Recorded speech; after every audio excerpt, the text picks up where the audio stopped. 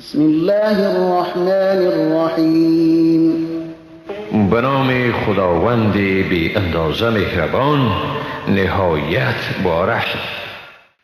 يسألونك عن الأهلة قل هي مواقيت للناس والحج وليس البر بأن تأتوا البيوت من ظهورها ولكن البر من اتقى وأتوا البيوت من أبوابها واتقوا الله لعلكم تفلحون.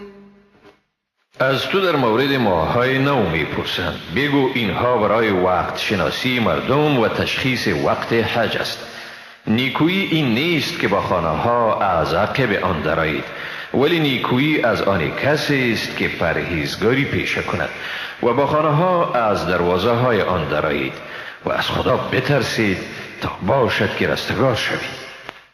وقاتلوا في سبيل الله الذين يقاتلونكم ولا تعتدوا إن الله لا يحب المعتدين.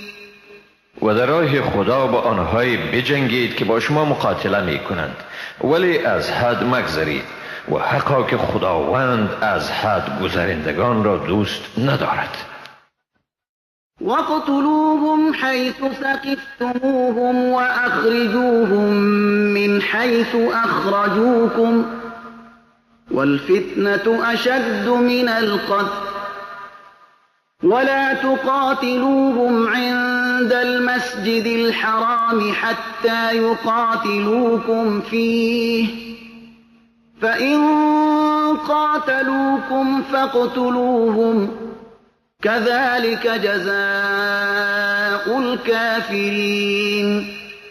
مشرکان را در هر جایی که یافتید بکشید و از جایی که شما را بیرون کردند آنها را بیرون کنید و فتنه انگیزی یعنی شرک از قتل هم گناهی بزرگتر است. با ایشان در نزد مسجد الحرام قتال مکنید مگر در حالی که با شما در آنجا مقاتله کنند. پس اگر ایشان در مسجد الحرام با شما مقاتله کردند شما هم ایشان را در آنجا بکشید.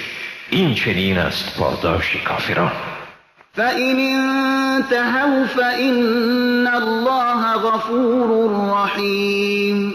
اما اگر ایشان از تجاوز دست بکشند پس حقا که خداوند آمرزگار و مهربان است.